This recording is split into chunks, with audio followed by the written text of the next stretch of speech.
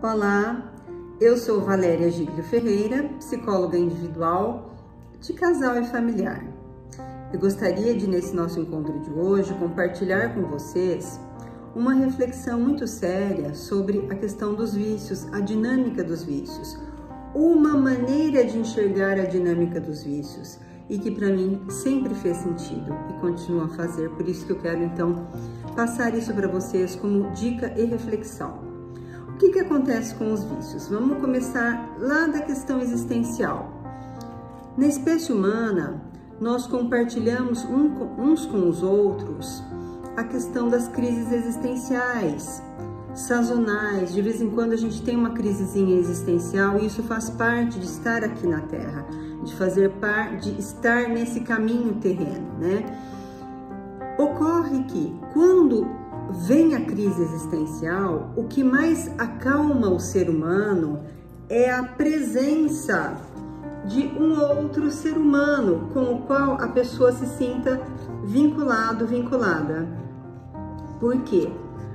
A angústia existencial, a origem dela é o de onde viemos e para onde vamos, que nós não temos essa resposta exatamente. Temos hipóteses, mas certeza ninguém tem.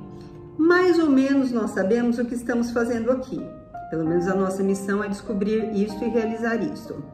Então, a presença de um outro ser humano acalma as angústias existenciais. Ocorre que muitas vezes as pessoas vivem situações em que o outro ser humano não está disponível. E aí, o que acontece? Quando as relações com as pessoas fracassam, as pessoas se ligam nas coisas. Então, quando a pessoa tem angústia existencial e não encontra este outro disponível, a pessoa se lembra, por exemplo, que lá na geladeira tem um potinho de gelatina. E ao comer essa gelatina, isso abaixa a angústia existencial. Por quê? Porque o organismo físico, psicológico entende da seguinte forma: seja lá o que tiver que ser enfrentado, esse para onde vamos, vai enfrentar de barriga cheia. Então come a gelatina. Come a gelatina, toma cerveja e faz uma série de coisas que vão acalmar essa angústia existencial. De modo que na próxima angústia existencial, a memória celular é ativada e fala assim para a pessoa: ah, você tá com angústia existencial? Vai lá na sua geladeira, às vezes tem uma gelatina, você come, você se acalma. Então, o que acontece aí? Começa a se estabelecer a dinâmica do vício, dos vícios. Por quê? É a dinâmica em que a pessoa vai aplacando as angústias existenciais, que geralmente são acompanhadas de ansiedade, de outras aflições, com os vícios. Com a bebida, com o cigarro, com a comida, com uma série de coisas e inclusive com os aparelhos celulares, que passam a substituir o contato humano. Então as pessoas vão ficando viciadas em coisas. Por quê?